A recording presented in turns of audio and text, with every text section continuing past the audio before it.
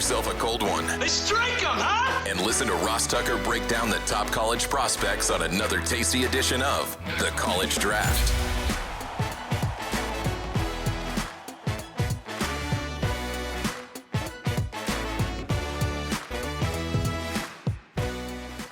Yeah, it's Daddy Soda time here on the College Draft Podcast, presented, of course, by DraftKings. The crown is yours. And happy football game plan, Emory Hunt Draft Guide Day. I am so excited. Already opened up the PDF this morning. 1,252 pages. 1,210 prospect reports. We'll get into all of that momentarily. I should probably tell you my name. It's Ross Tucker. I'm the host of not only this college draft podcast, which is all about the NFL draft in the offseason, and primarily about betting on the college football games during the season, although we'll keep an eye on prospects during the season as well. We're like a chameleon, right? We change our spots and our colors based on the time of the year. Already did the Ross Tucker Football Podcast today with the great Greg Cosell.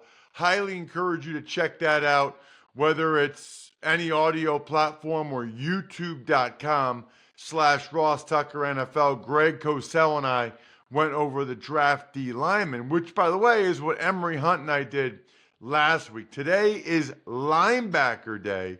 Not getting a lot of love, by the way, in this year's draft, the linebackers, but we will change that. We'll get to that momentarily. You can check me out on social media at Ross Tucker NFL. Of course, we'll be having the Even Money Betting Podcast with Steve Fezzik tomorrow. We're going to start to dive into more of these AFC season win totals, which is exciting. Then we'll get into NFL draft betting the 2 weeks after that with my guy, Steve Fezzik. Fantasy Feast will be coming up later on in the week as well. You can always check us out at Ross Tucker Pod. The star of this show, who's also the star of the NFL draft world today, it's Emory Hunt at F-Ball Game Plan on Twitter, Football Game Plan on YouTube, and most importantly, it's out. It's ready. It's available. I have mine. I'm buying another one for a friend. Might buy one for my nephew. I don't know. Sometimes he's a brat. I'm not sure if I'm going to get him one or not, but I probably will. I can't emphasize this enough. Footballgameplan.com/2025 draft guide. Why? Because number one, you automatically become a sponsor confirmation winner on the Ross Tucker Football Podcast, and you have a great chance to get one of these signed press passes. Number two, it is the most in-depth draft guide that's out there, period. I'll say it again. 1,252 pages, 1,210 prospect reports. Emory, take a bow. Of course, that's got to be like one of the best. Is today the best day of the year for you every year? It really is, man, because it shows that you've reached the end, the culmination of all of your work from December to now, right? From when my broadcasting job stopped in November after the college football regular season.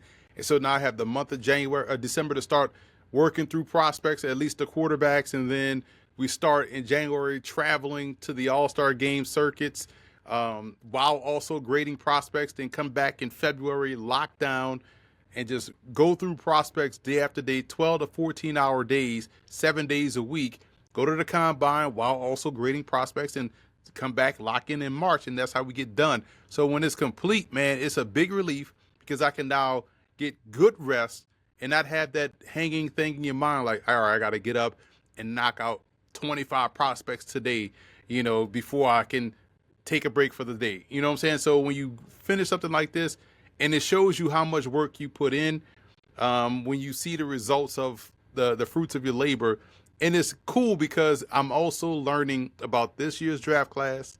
I'm learning about potential guys to look out for next year. And I'm also learning about college football teams and schemes and things that they're doing. So therefore, when we talk college football during the regular season, you have a pretty good gauge on what the hell is going on. It's absolutely incredible. Congratulations, man. Congratulations to everybody listening or watching youtube.com/Ross Tucker NFL that goes ahead and purchases one of these. You will not be disappointed. You know, for me, as soon as the Eagles draft their guys and get their undrafted free agents, or they sign a couple guys from the tryout, I know that Emory already has a scouting report on them, which is very, very helpful for me and my work. My only concern, though, Emory, is whether or not you need to totally change the whole thing now, because I noticed this morning you had Shedeur Sanders as your QB1, the only guy that I know that has that the case. But after the great ball padding incident of 2025, I don't know how you do that anymore. I mean, do you have, is he QB 12 now? So let's just start with there. In all sincerity, the pro day at Colorado, and in particular, Shedeur Sanders and this conversation of him patting the ball, and whether that means anything to you or not. Ross, listen, I love the maturity and growth that I have shown over my years, because this particular situation would have had me battling like it was, Gettysburg in the tweet comments and everything, right? Because I was trying to explain why you guys are wrong. But now, the growth and maturity, I've already said what needs to be said, and I let people go out there and be dumb. Now, you're going to go out there, and these all tape watchers that are always about the tape have now started to heavily judge folks based off the combine and pro days. So I have nothing left to say. So when it's week 6 and Shedeur is leading in, rookie of the year voting, and whatever team he's on is like 5-1, don't get mad at me when I poke fun at you in my hilarious, sarcastic way, because you did this to yourself. So I don't have to say anything now because the work has already been done. Just like we talk about the receivers. If you are talking about Matthew Golden as your wide receiver 1 in October, hey man, that's awesome. I love how you saw the game and you stuck to your guns. But if he became your wide receiver 1 after he ran a 4.2, I question your entire work that you go through into the process. And don't say that it's just another piece of the puzzle. Like, no, you is all about the tape. So for me, with this ball padding thing and Shedeur Sanders, this is the one thing I will say. When people talk about, DB's going to get a key on that and they're going to be able to drive on the football. All right, cool. Let's check that with how many interceptions he's thrown in college. Because if that's the case, then he should have at least 25 picks. He doesn't. Just like when people say, "Oh man, they was running that easy offense in the NFL." You give a coach a full offseason, they'll figure it out. If it was that easy, it would have been stopped the next series. So it tells you the player that you're talking about, that you're trying to use the offense against him, is actually pretty doggone good. So again, don't get mad at me when it's week 6 and he's 5-1 or 4-2 in their MVP rookie of the year voting, and I start to clown you in these tweets. I'm only doing my job. So I think the one thing I would say about the ball patting thing is, first of all, Brady used to pat the ball a lot. It's natural. Like a lot. And then secondly, that can go both ways, right? Like you can change your pat timing. You can actually mess with the defense with it, or you can pat looking one way and then throw it the other way. I mean, that works. Anything like that people think is a tell, it actually works multiple ways. They always miss the forest from the trees, Ross. And if this was an issue, Shedeur would have had double-digit picks in every season of college football. Like, he would have led the conference in interceptions. every season in college football, the 4 years, 2 at Jackson State, 2 at Colorado. That was not the case. I do want to ask you, because I knew you were high on him, but you got to be the only one that has him higher than Cam Ward. Why do you have Shedeur? And I know you love Cam Ward. I mean, you were telling me about Cam Ward. I can't wait till you post on social media today that the draft guide's out, and I can repost and say, this guy was telling me about Cam Ward at Incarnate Word and Shedeur Sanders at Jackson State. Like, I just can't wait till you post that today. But I know you love Cam Ward. I know you do. So it says a lot about you and Shedeur that you have Shedeur ahead of him. Yeah, you have Cam Ward number 2, but why do you like Shedeur more than Cam? For me, it was always about the situation of football in terms of red zone offense, backed up offense, 4-minute offense, end of game situations, need to have it situations. That's where Shedeur Sanders was starring as a true freshman and throughout his career.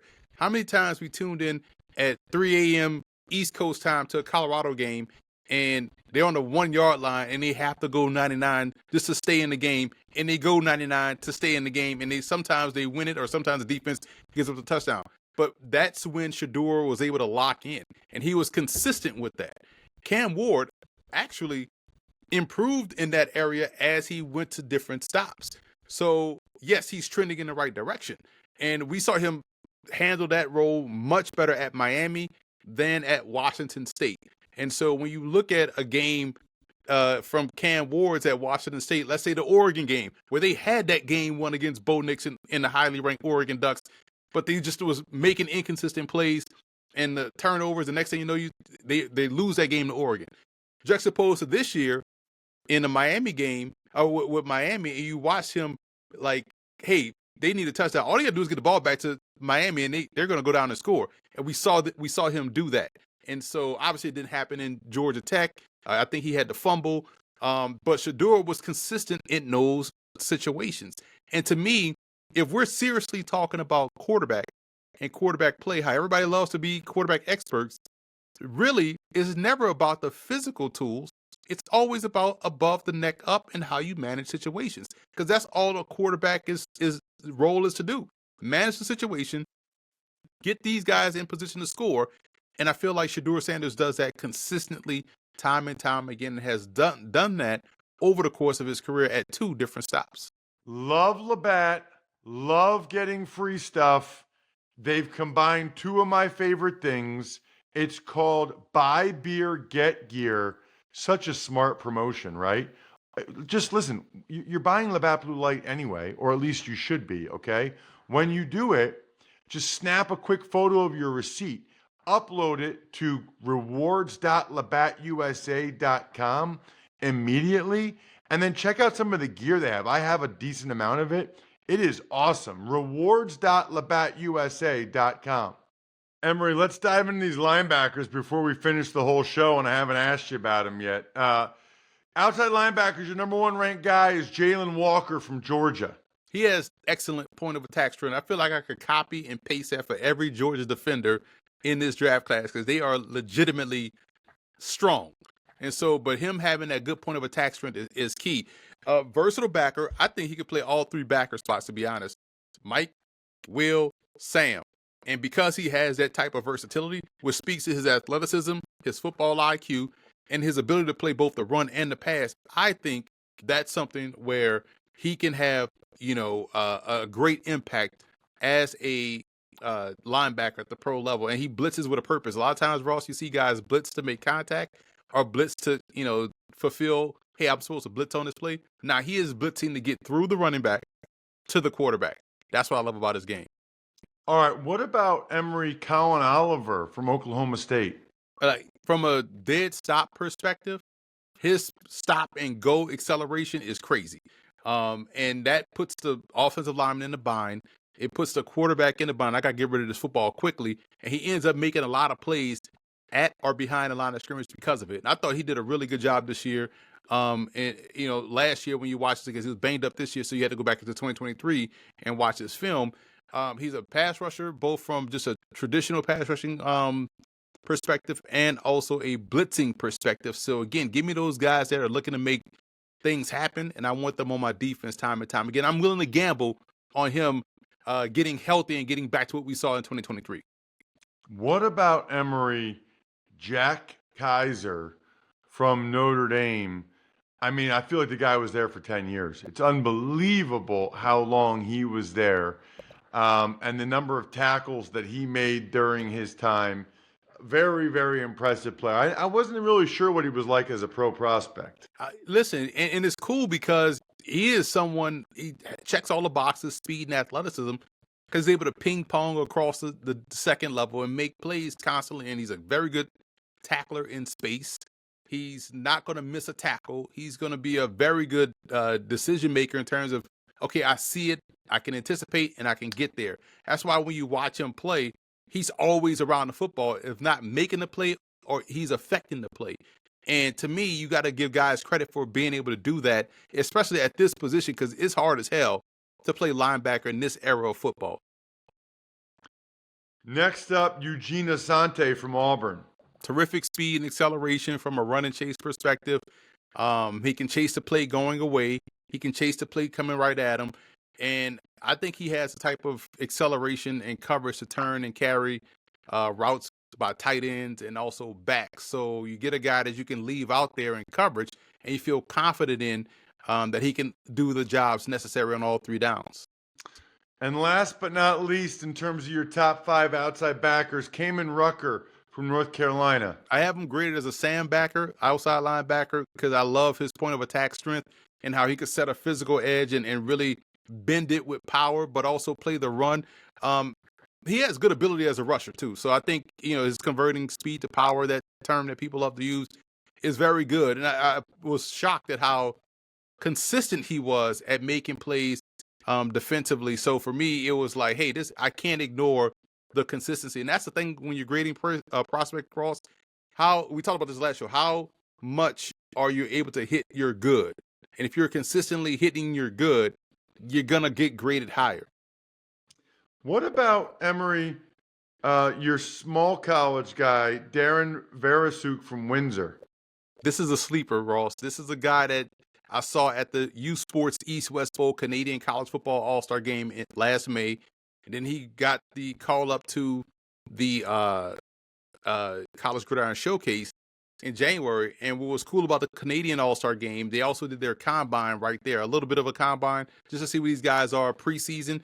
And he ran fast. I'm like, I know what fast looks like in the States, and he's connecting the dots, right? It's not just Canadian fast. Like, this dude is legit fast. And he's a big backer, like 6'2", 230, and plays a lot like Troy Reeder from Delaware. And so when I go down to the Gridiron Showcase, he's there. He's matching up well versus tight ends. He's matching up well versus backs. And in the scrimmage, he's able to bring it in terms of like the run game. So this is and at his pro day, he ran 4.47. So I wasn't tripping when I saw him up in May. This dude is legit a stud. He's going to get an invite to NFL camp for sure. And he's going to get drafted pretty high in the CFL as well. You got Joseph Vaughn from UCLA as a sleeper. Speaking of UCLA, inside linebackers, this is so interesting to me because I did that UCLA Hawaii game to start the year, and Carson Schwesinger was not really a big topic among the coaches. He wasn't thought of as like some star player. They actually talked about other linebackers more than they talked about him. That's insane. Because when you watch him play, it's like this dude makes every tackle. Like, he is blowing things up en route to the ball carrier. Like, he's a plug-and-play guy. He was so consistently hitting his high marks every game I couldn't ignore. Because by the time I got to him, because I grade these prospects, Ross, in alphabetical order. So by the time I got to UCLA, somebody else was number one. And then it was like, hey, man, this dude is just, he's nice. Like, this is somebody I want on my team. And just to go back to Joseph Vaughn, people like, he barely played. Like, go back and watch him at Yale. Dominant player. So he transferred his grad year, go to UCLA, and was playing, spot duty, but also special teams. Vaughn can ball just like Schwesinger can ball. All right. Jihaad Campbell from Alabama is a guy getting some love. That was the number one guy for up until I finished, until I got to UCLA. It's impressive how he's able to get from the line of scrimmage back to his depth in, covering hook to curl and sometimes covering dig routes. Like, he is so fluid, so athletic in all directions. He is ideally what you want at the line inside backer position. This era. If you told me you had him number one, no complaints from me. This is a Campbell or Shedeur Sanders situation. Both of these dudes are outstanding linebackers. Number 3, Cody Simon from Ohio State. Fluid athlete, got the acceleration, get anywhere he wants to on the second level. That's what you want in a backer. I love how he fits in the run game. And a bunch of these Ohio State players, D linemen and linebackers, are grading out really well. And I thought Simon did a fantastic job, flowing through zones, covering backs and tight ends. Exactly. Again, athleticism, 3-down guy, can play inside at the pro level. Cody Lindenberg from Minnesota's number 4.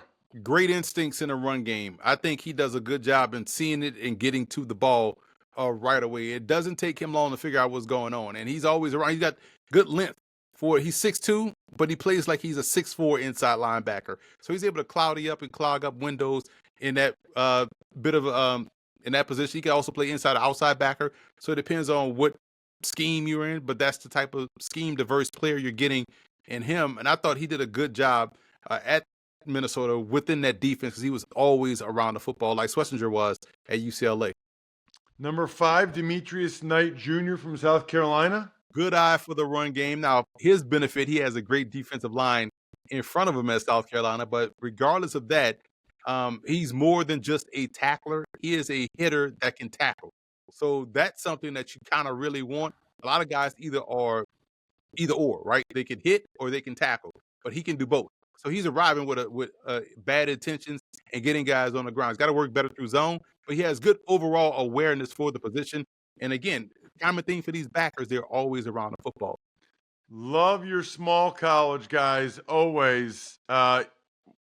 Micah Cretsinger, Saginaw Valley State, D2 in Michigan. Bro, listen. I watched his film and graded his film. He graded out high, right? Great instincts, right? Great instincts, always around the football. And Saginaw Valley has quietly produced a couple of backers in the last couple of draft classes. But then after I graded his film off graded low, I was like, let me go watch his highlight tape just to confirm what I saw, right? Ross, no lie. The first 9 plays of his highlight tape, it's like 7 touchdowns. Like, this dude has like pick sixes and scoop and scores consistent. I'm like, why are they still throwing the ball his way? And so he has fantastic instincts, turns the ball over. I think this is a sleeper that's probably going to end up on a roster like many other Saginaw Valley State defenders. I love your sleeper, LaVonta Bentley from Colorado. Emory, that guy will bring the wood.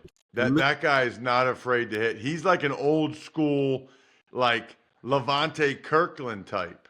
Hey, listen, first note of my scout report, never afraid of or shying away from a physical discussion in the hole.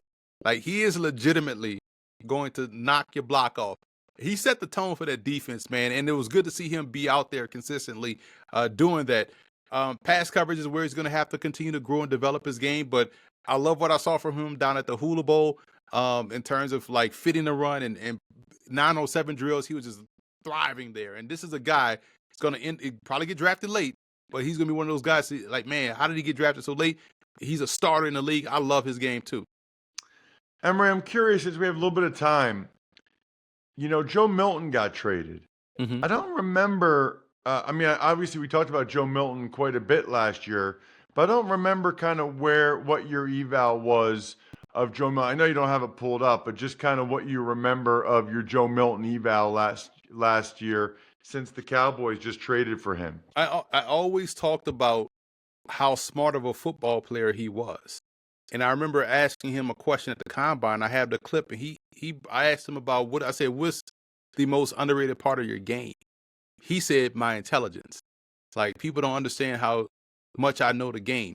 And so to see him go out there, physically do it in that Week 18 game, and people want to poo-poo on it and say, oh, it's Week 18, his backups. Had he gone out there and thrown 4 picks, you would have clowned him about that. So I love the fact that he went out there, took this situation, and made it work for him. Now, the question I have is, why were the Patriots so quick to move off of him?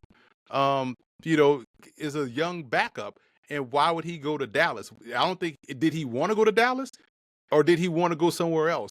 But I had a good grade on him. I think he was in my top 12, I believe. I have to go back and look. But Milton was someone that the physical tools was there, but it was the football IQ part that I think people were sleeping on, which is why I was always bringing it up for Jalen Milroe. And we just saw yesterday that he got an invite to the NFL draft.